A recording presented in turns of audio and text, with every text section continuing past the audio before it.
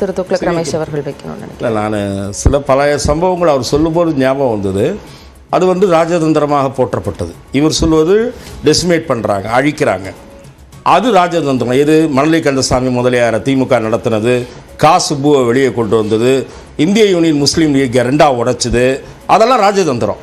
இதுதான் டெசிமேட்டட் அப்படின்னு எனக்கு நினைவுக்கு வந்தது. அது ராஜதந்திரமாக இவர்கள் போற்றுவார்கள். மணலி கந்தசாமி முதலியார் திமுக எப்படி பண்ணாங்க, காசுபுவை எப்படி வெளியே கொண்டு வந்தாங்க, ஆக்டிவாக ஒரு ஒன் ஆஃப் தி ஒரு ஃபைனஸ்ட் கம்யூனிஸ்டாக வந்துட்டு இருந்தவரை எப்படி வெளியே கொண்டு வந்தாங்க. அப்புறம் இந்தியன் யூனியன் முஸ்லீம் லீக், லத்தீஃப், சமது, அதுக்கு பிறகு அது உள்ள பூந்து அதுக்கு அடுத்த ஒரு பிரிவு, இதெல்லாம் வந்து ஒருவேளை ராஜதந்திரமாக திரு கனகராஜ் பார்க்கலாம். இல்ல இந்த அரசியல் விளையாட்டுகள்ல இந்த தொடர் மாற்றங்கள்ங்கிறது நம்ம வந்து சொல்ல முடியாதது, தொடர்ந்து நிகழக்கூடிய ஒரு விஷயமாகத்தான் இருக்கு. அவர் பேசிக்கிட்டு இருந்தாரு, கம்யூனிஸ்ட் கட்சியும் தான் சொல்றாரு. அதாவது நான் என்ன சொல்றேன், கட்சிகள் காணாம போன வரலாற்றை பேசிக்கொண்டு இருக்கிறேன்.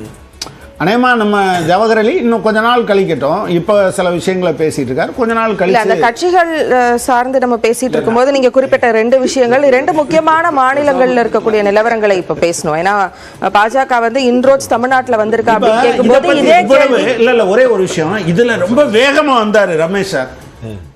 ராமர் கோயில் கட்டினதை உத்தரப்பிரதேசத்துக்காரங்க நிராகரிச்சுட்டாங்களா? இப்ப சொல்லிட்டு போன தடவை ஓட்டு போடும்போது அதை சொன்னார்ல, இப்ப நிராகரிச்சேன்னு சொன்னவாரு. நான் வந்து ராமர் கோயில் அவர்கள் அஜெண்டா என்று வெளிப்படையாக சொல்லி வாக்கு சேகரித்தார்கள். எதையுமே மறைமுகமாக செய்யவில்லை என்பதற்கு அதை உதாரணமாக கொலை செய்வேன் சொல்லிட்டு செஞ்சா அது உங்களுக்கு அப்படி பார்வையா இருக்கலாம். இந்த நாட்டினுடைய பெருவாரியான இந்துக்கள் அங்கே கோயில் வர வேண்டும் என்று விரும்பினார்கள். அந்த விருப்பத்தை பாஜக வந்துட்டாரா? கரெக்டா வந்துட்டாரு. எங்க வந்துட்டாரு? விரும்பினார்கள். இப்ப விரும்பலையா? அதாவது கோயில் வர வேண்டும் என்று விரும்பினார்கள், கட்டின பிறகு அதை விரும்பவில்லையா? சார், அதற்கான காரணங்களை மிக அருமையாக சகோதரர் ரவீந்திரன் துரைசாமி பட்டியலிட்டார். உத்தரப்பிரதேச அரசியல் எப்படி சாதி ரீதியாக, இடஒதுக்கீடு ரீதியாக அங்கே முன்னெடுக்கப்பட்டது மட்டும் வந்தது.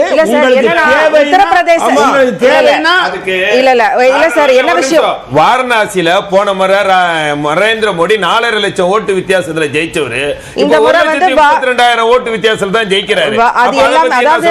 இன்னைக்கு வந்து நிறைய அந்த மாதிரியான சர்ப்ரைசஸ் இன்னைக்கு நாள் முழுக்கவே இருக்கு. உத்தரப்பிரதேசத்துல எப்படி வந்து பாஜக வந்து ஒரு அறுதி பெரும்பான்மை இருக்கும்னு எதிர்பார்த்த இடத்துல அவர்கள் தோல்வியை தழுவினார்களோ, அதே மாதிரி நீங்க சொன்ன மாதிரி ஒடிஷால இன்னைக்கு வந்து பிஜேடிய வந்து முழுக்க அவங்க இது பண்ணி ஒரு இடத்துக்கு வந்துச்சு. இப்ப இதுல என்னோட கேள்வியை நான் முன் வச்சுறேன், நீங்க தொடர்ந்து பதிலுக்கு வாங்க. ஒடிஷாவை பொறுத்த வரைக்கும் 2009 வரைக்கும் பிஜேடியும் பாஜகவும் கூட்டணியில இருக்காங்க. அதுக்கப்புறம் வெளியில வராங்க. அதற்கப்புறம் 2019 காங்கிரஸ்ங்கிற ஒரு கட்சியே இல்லாம போகுது. காங்கிரஸுக்கான ஒரு பலமே இல்லாம போகுது. ஒடிஷால பாஜக வந்து ஒரு முக்கியமான எதிர்க்கட்சியாக வராங்க. இதே மாதிரி தான் படிப்படியாக அவர்கள் உள்ளே வந்தார்கள் ஒடிஷாவிற்குள்ள அப்படிங்கிறது தான் இன்னைக்கு ஒடிஷாவில் இருக்கக்கூடிய முக்கிய தலைவர்கள் சொல்லக்கூடிய ஒரு விஷயமாக இருக்கு. தமிழ்நாட்டிலையும் அது பிரதிபலிக்குதா அப்படிங்கிறது தான் என்னுடைய கேள்வியாக நான் முன் வச்சேன். ஒடிஷாவை பொறுத்த வரைக்கும் இந்த ஒரு ஷாக்கிங் டர்ன், அதற்கு காரணம் என்னவா இருக்கும்? அதோட சேர்த்து நீங்க உங்களோட தமிழ்நாட்டை பொறுத்தவரை இதுதான் அவங்களோட பீக்குன்னு நினைக்கிறேன். இப்போ அது திமுகவுக்கும் இதுக்குள்ள பாடம் இருக்கு, அதிமுகவுக்கு பாடம் இருக்கு, பாமகவுக்கு பாடம் இருக்கு, தமிழ்நாட்டில் இருக்கக்கூடிய கட்சிகளுக்கு இப்படி இருக்கு. அது எவ்வளவு ஃபாஸ்டா அப்படி போவாங்க அப்படின்னு நான் சொன்னதை அவர் தப்புன்னு சொல்லல. யாரு? ரமேஷ் சார் தலையிட்டு திமுகவும் பண்ணிச்சுன்னு தான் சொன்னார். திமுக பண்ணதுனாலேயே இவங்க சொன்னது இல்லைன்னு ஆயிராது, அதை திசை திருப்புறதுக்காக தான் சொன்னார். ப்ராப்ளம் என்னன்னா, இவர்கள் சதி செய்து இந்த கட்சிகளை அளிப்பார்கள் அப்படின்னு சொன்னார். நான் இன்னும் டீட்டெயிலாக சொல்கிறேன். அவங்க ஆரம்பிச்சதுலேருந்து இதற்கு பாஜகவோட யாருமே தொடக்கூடாதுன்னு சொன்ன போது கூடவே இருந்த கட்சி சிவசேனா. அதுக்காக அது கருணையெல்லாம் காட்டல, உடச்சு துவம்சம் பண்ணி அதில் ஒரு அந்த அந்த அமைச்சரவையே காலி பண்ணாங்க. அதில் ஜூனியர் பார்ட்னராக போய் சேர்ந்தாங்க மகாராஷ்டிராவில். ஜவஹர் அலி அவர்கள் இதற்கு சரியான பதிலை சொல்ல முடியும் நினைக்கிறேன். நீங்க சொல்ற அதே வாதம் தான். கூட்டணி கட்சிகளை உடைப்பதற்கான முயற்சியில பாஜக தொடர்ந்து ஈடுபடுறாங்கன்னு அவர் ஒரு குற்றச்சாட்டை வைக்கிறாங்க. நீங்க என்ன சொல்றீங்க? இதே அதிமுக இந்நேரம் பாரதிய ஜனதா கட்சியோட கூட்டணி அமைச்சிருந்தால் இன்றைக்கு ஒரு பெரிய வெற்றியும் கிடைச்சிருக்கும் என்பதிலேயே மாற்று கருத்து இல்லை. அதே சமயம் பிஜேபி அதிமுகவை கபலீகரம் பண்றதுக்கு முயற்சி செய்கிறார்கள் என்பதே தொண்டர்களுடைய உணர்வுகளை புரிந்துதான் பொதுச் செயலாளர் இந்த முடிவை எடுத்திருக்கிறார். வெற்றி கிடைச்சிருக்கோங்கிறீங்களா? பிஜேபி அதிமுக ஒன்றிணைந்திருந்தா வெற்றி கிடைச்சிருக்கும். நீங்கள் ஓட்டு பாருங்களேன், ஓட்ட பாருங்களேன், 2 பேரும் இணைச்சா. அப்ப அதிமுக வந்து வருத்தப்படுதா இப்போ அந்த கூட்டணி அமைக்கல? ஆனால் தொண்டர்களுடைய எண்ணம், அவர் நம்ம தோழர் சொன்ன மாதிரி ஒரு கட்சியின் மாநில கட்சியின் மீது ஆதிக்கத்தை செலுத்துறது, அந்த ஆதிக்கத்தின் மூலம் ஒரு திராவிட கட்சியை ஏதோ பறிபோயிடுமோ என்கிற ஒரு பதட்டம் தொண்டர்களுடைய ஏற்பட்டது எங்கள் பொதுச் செயலாளர் உணர்ந்து கொண்டார். இன்னும் சொல்ல போனால் மோடி என்கின்ற ஒரு மாபெரும் பிம்பம் மிகப்பெரிய அச்சுறுத்தலை செய்யக்கூடும், ஈடியை வைத்து மிரட்டக்கூடும், ஐடியை வைத்து மிரட்டக்கூடும். அப்படியெல்லாம் இருந்தா கூட ஒரு திராவிட இயக்கமான அண்ணா திராவிட முன்னேற்ற கழகம் தமிழ்நாட்டில் தனித்து இயங்க வேண்டும், யாருடைய தயவும் இல்லாமல் யாருடைய அச்சுறுத்தல் இயங்க வேண்டும் என்பது தோற்றாலும் பரவாயில்ல. இந்த தேர்தலில் நாங்கள் பிஜேபியுடன் கூட்டணி இல்லை என்பது உறுதிபட சொல்லிதான் இந்த தேர்தல் களத்தை நின்றுக்காரனா நிச்சயமாக எங்களுடைய பொதுச் செயலாளர் பாராட்டி தான் ஆகணும். ஏன்னா ஏற்கனவே பல்வேறு வரலாறுகள், பிஜேபி பல கட்சிகளை ஆக்கிரமிச்சிருக்காங்க, கபலீகர பண்ணியிருக்காங்க, உடைச்சிருக்காங்க. தமிழ்நாட்டிலே ஓபிஎஸ் பண்ணது எப்படி? தொடர்ந்து பேசுவோம். ஏன்னா இது வந்து ஒரு தொடர் கேள்வியாக இருக்கிறது. கூட்டணி உடைந்ததாக இருக்கட்டும், அதே மாதிரி அடுத்து முக்கியமாக வைக்கப்படுற ஒரு குற்றச்சாட்டு வந்து தலைமை பண்பு. அந்த தலைமை யாருன்னு தெரியாத இடங்கள் எல்லாம் பிரச்சனை இருக்கு. தொடர்ந்து பேசுவோம். அந்த வாதத்திற்குள் நம்ம தொடர்ந்து வருவோம். அதற்கு முன்னாடி ஒரு சிறிய இடைவேளை.